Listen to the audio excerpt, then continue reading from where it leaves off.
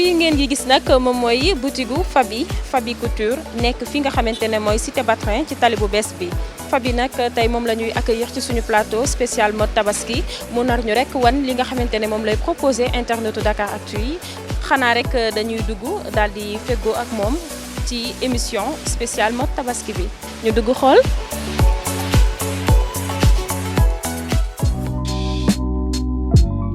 Elle a une opinion très critique sur la mode sénégalaise. Selon elle, beaucoup de tailleurs et stylistes locaux manquent d'originalité et de touche artistique dans leur travail. La mode, elle en est passionnée. La haute couture, son point fort. Faby, de son vrai nom, Fatou Bintou Niang, cette jeune et ravissante Sénégalaise a su s'imposer de par son talent.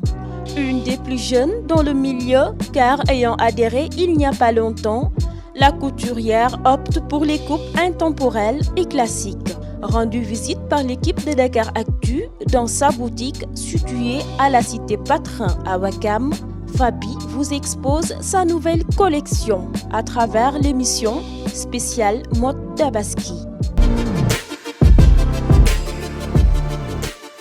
suñu plateau bi nag tey dafa nar a spécial su ma leen nee dina spécial nag duma leen wax lu tax di ngeen ko découvriral seen bopp dañuy daal di rek dalal ki nga xamante ne moom la ñu invité tey muy Faby mu daal di nuyonte ak ñi nga xamante ne ñooy internetu Dakaractu ak clientèle am Faby ñu ngi lay nuyu bu baax. di la dalal ci plateau bi maa ngi lay fay bu baax a baax di nuyu caméraman yi nga àndal. di nuyu équipe bi yëpp di nuyu sama équipe ak ñuy seetaan ñëpp. Faby tey bi ñu la doon présenté tey kan la ñuy wax ne mooy Faby qui est Faby.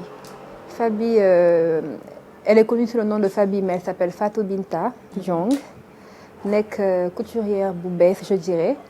Une des plus jeunes dans le milieu qui s'est lancée il y a pas longtemps et qui espère pouvoir faire son petit bout de chemin.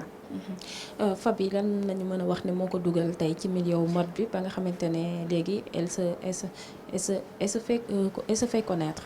La passion parce que jàng naa am sama diplôme teg ko ne non damay dugg ci ñaw bi. parce que c'est une passion lu ma yàgg bëgg la yàgg bëgg lu rafet vraiment bëgg concrétiser daal sama rêve. gis nañu que ci atelier bi boo duggee li lay njëkk a frappé moom mooy que ñawu jigéen ñi gis nañ ay coupes yu rafet ay modèles yoo xamante ne ni franchement moi la première question que je me pose Faby est-ce que jigéen kese lay ñawal. waaw pour le moment jigéen kese laay ñawal. Pourquoi ce choix? Bon c'est pas un choix c'est quelque chose qui m'a été imposé à la base ndax jigéen ñi ñoo ma njëkk wóolu def ma confiance bien avant may ñëw dama nekk koo xam ne même temps bi may jàng école ñu bëri dama doon ñëw di ma laaj conseil Faby ndax mën nañ sol lii ndax lii ànd la. J'ai toujours été une conseillère te jigéen ñi laa ko doon defal donc du coup quand j'ai décidé de me lancer j'ai d'abord pensé à elle mais nag j'ai comme projet aussi commencer ñëw góor inchallah damay jàng daal ba ci kanam. Après ma lancé wu ci. donc tu leur fais la promesse que di nga leen ñawal après. dans pas longtemps. parce que ñoom tam si lañu bokk. ci lañu bokk kay. gis nañu aussi que Faby boo gisee ay kubam la plupart du temps comme yi ñu gis ci biir atelier bi fii ay taille basse ay grand boubou am na benn touche bi ci nekk. sa spécificité bu ñaw. touche Faby c'est quoi. c'est la simplicité dama bëgg lu simple dama bëgg loo xam ni ku ko sol da nga ciy nekk à l'aise te di nga ko mën a sol que ce soit en 2019 jusqu'en 2025 man sama coupe dafa intemporelle bëgguma coupe boo xam ni année bi boo ko solee année prochaine doo ko mën a sol parce que je m'inspire beaucoup de la haute couture te ku xam haute couture xam ne yére yi c'est des classiques loo xam ni di nga ko mën a sol à tout moment man loolu mooy sama objectif que tout le monde se sente à l'aise ci li muy sol donc tout ce que je fais c'est simple. d'accord yaa ko wax léegi yére boo xamante ne saison bu ñëw di nga ko mën a sol événement bu ñëw ak n'importe quel événement bu ñëw di nga ko mën a sol tey Faby est-ce que yow bokk nga ci ñu nga xamante ne tey jii dañuy critiquer positivement wala négativement mode Sénégal ici. Bon très sincèrement actuellement dinaa ko critiquer mais plutôt négativement parce que je trouve que ñu ngi wàcc suñuy yoon. C'est-à-dire on perd notre touche qu'on avait et que 80% des femmes sénégalaises s'habillent maintenant de manière très vulgaire. Après chacun a son choix à faire, c'est un choix personnel que je respecte. Mais question bi comme que man nga ko posé, je réponds pour ma part. Je trouve que ku xamoon sénégalaise ne sénégalaise dañoo jekk dañoo am pudeur dañoo mën a sañse Mais de nos jours, on voit que les Sénégalaises aiment de plus en plus exhiber leur corps, ce qui n'est pas nos valeurs en fait, ce ne sont pas nos valeurs ni nos traditions. Donc, l'époque de l'extravagance quoi. Oui, on devient trop extravagante, alors qu'on est naturellement belle. Donc je trouve qu'on ne doit pas en faire trop, voilà, pour plaire. Mais gis nañu aussi que mode bi yi nekkoon avant moom mooy dellu si waat surtout les tailles maam les tailles basses marinières et tout naka nga gisee loolu. Xam nga loolu c'est tout le temps, c'est partout. C'est pour ça que je t'ai dit qu'il faut que quand tu te lances dans la couture, il faut oser faire du classique. Tey jii boo xoolee li ñuy sol tey soo laajee suñu yaay dañu wax li amoon naa ko. C'est la mode, ça part et ça vient. La mode ce qu'on va porter aujourd'hui, c'est que nos enfants porteront dans 10, dans 20 ans. C'est comme ça en fait, c'est aléatoire, dafay dem di ñëw, c'est normal. léegi ñi nga xamante ne ñu ngi ñëw di jub si tabaski bi mu nekk fête boo xamante ne fête bu mag la fii ci Sénégal ñu bëri dañoo favoriser li nga xam ne mooy sañse bu ñu waxee sañse wax ñaw wax dàll wax coiffure yow nga nekk ci domaine ñaw lan ngay proposer tey jii Sénégalais yi. Ah man de je leur ai proposé 2 collections. Une collection divisée en 2 parties. Benn partie lakk yàpp ak benn partie sañse ngoon. ah leer na yéen a ngi dégg loolu nee na moom 2 parties lay def partie lakk yàpp partie sañse ngoon tabaski nag loolu la bu ñu xëyee dañuy lakk yàpp di yeey ba ngoon bu ngoonee ñu daal di sañse ba mu rafet dem ziyaari ji kon est-ce que duñu dem rek daal di xool li nga xamante ne mooy collection lakk yàpp bi. ay ci ñu dem. donc ñu dem léegi xool collection bi dellu si waat ci plateau bi.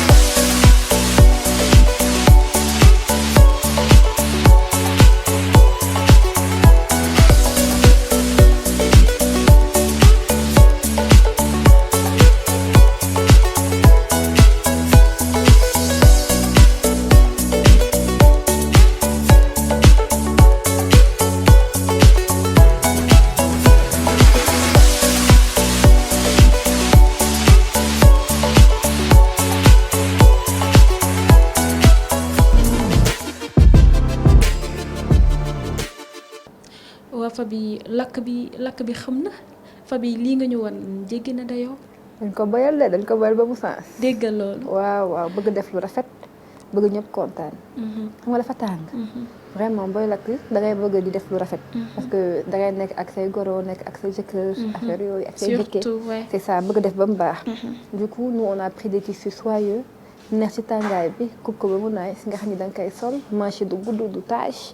te doo sonn daal je suis à l'aise def sa sër def sa tagal. waaw gis nañu aussi ay taille maam yoo xamante ne nii def nga ci say quelques feeling daal. et puis tissu bu doux loolu mooy robe falaale yi. robe falaale waaw loolu lañ ko woowee. waaw baax na topp leen Faby rek Faby daal fi mu ne nii moo defante la leen di defal boo leen xëyee ngeen daal di def seeni yére lakk su ngoonee ngeen daal di sañse ba jekk ànd ak alaaji dem doxantu ji moom nag alaaji génneelu leen ay sañse alaaji moom nee na fi mu ne nii daa croiser les bras alaaji ba si kanam. léegi rek xam naa ne yére yi ñu gisagum rafet na trop mais yow tey jii yan inspiration nga am pour def choix des couleurs ba si xale yi li ñu def daal ëpp na. xam nga man nag je fais beaucoup de recherche. damay seet lu bëri du ma nelaw. nga dugg ci internet bi xool tubaab bi seen mode yi naka la ñuy def xool yére yu ampli xam nga man bëgguma di la ñawal ngay sonn ci ñaw bi. dinaan ma ñaw bi maa ngi fat surtout tàngaay bi instant bi dafa tàng. du coup je fais beaucoup de recherche xool ay couleurs yu frais. xool aussi ay couleurs yu xaw a génn ci été bi ndax yoo nekk été. kii di été di de belles couleurs. quand on dit été dañuy wax couleur jéem a def tradi moderne. et ça a donné le résultat que vous avez vu. en tout cas c'est un très bon résultat. merci beaucoup. dañuy wax ne l'appétit vient à manger. dëgg la instant bii nii man xam naa ne ñii di seetaan instant bii nii seen xel a ngi si li nga xamante ne moom la ñu war a teg pour ngoon gi pour siyaar bi parce que lakk bi rek déjà ça les a déjà charmés. léegi bëgg naa xam tamit Faby tey jii boo doon jox conseil sa mbokku couturières yi ak couturiers yi nga xamante ne yéen a bokk milieu bi lan nga leen di wax si côté surtout si côté bi nga wax ni que da ngay def recherche lu bëri tu veux faire la différence alors que gis nañu que léegi concurrence bi dafa bëri ku jóg ubbi benn atelier commencé def ñaw ñu la di wuyoo tu tailleur alors que ñu bëri ñu ngi polluer milieu bi. xam nga la beauté est relative. lenn mën na rafet ci yow. ñaaw ci man. lenn mën na rafet ci man ñaaw ci yow comme ni ngay waxee Faby mën na ñaw ñu bëri mën nañu wax ni Faby xamul dara mais man je me dis nit ki booy dugg ci benn milieu jàngal ba pare. c'est important. parce que c'est bien beau nga am sa xaalis am say moyens engagé ay nit. mais tey jii tailleur yi bu ñëwulee yow nooy def da ngay jaaxle. da ngay jàng de telle sorte que tailleur yi lu mu def rek yow mën nga ko bu juumee di nga ko mën a rectifier. parce que ñëw intelligence bu bëri la laaj. patience ak surtout esprit de critique. di xool ko bi ndax c'est asymétrique. ndax pince yi tolloo nañ ndax lépp jaar na yoon c'est très très important. ak finition aussi c'est très finition mooy ñëw di. soo ñëwee ba pare te amul finition c'est comme nga tabax sa kër ba mu rafet rek jël ay kalo n'importe comment daal di ko ci teg.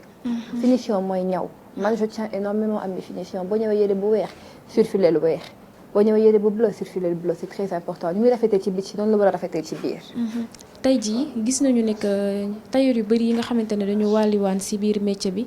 xaalis bi moo leen ëppal doole bëgg-bëggu métier bi nan nga gisee loolu tamit. man de jox nga xaalis bi ëppaluma doole ndax au-delà de l'aspect financier dafa am loo xam ni accomplissement personnel la yow yaay défier sa bopp xam fan nga bëgg a toll. parce que tey jii mën nga am ay millions ñu ne kii de xamul dara day doon nit yi rek balaa muy gën a neex ñu ne kii de wax dëgg neex yàlla li mu am nii da koo liggéey ndax dafa mën lu muy def. man loolu mooy sama priorité. effectivement ma ak benn client de xaalis wax dëgg neex yàlla l'importance mooy man boo ñëwee sama atelier li nga bëgg. na ko fa am ñu jaar ci leneen mais pour que ma lekk sa xaalis après nga dem ci biti di ma waxal loo xam ne mooy loolu moom soxla ko. d'accord kon leer na waxoon naa leen ci début bi ne leen nag Faby tey dinañ am ak moom émission bu spéciale bu ma leen ne émission bu spéciale na nag xam naa ne am ngeen ci benn avant-goût ndax jotagum ngeen gis li nga xamante ne moom la ñu proposé ci lakk te it dafa nekk tailleur bu pare ndax dégg ngeen li mu wax yëpp xaalis intéressé wu ko passion la ci moom muy liggéeyal juste ay clientèle am muy liggéeyal juste clientèle am bëgg nag rek ñu kontaan ci li nga xamante ne moom lay def ci kontaante boobu noonu ci lañ leen jëmee nar leen nag tegal li nga xamante ne mooy collection bi muy proposé pour ngoon gi correction siyaare ji laa koy woowee man Faby. ok. ñu daal di dem rek xool ko te ñëw.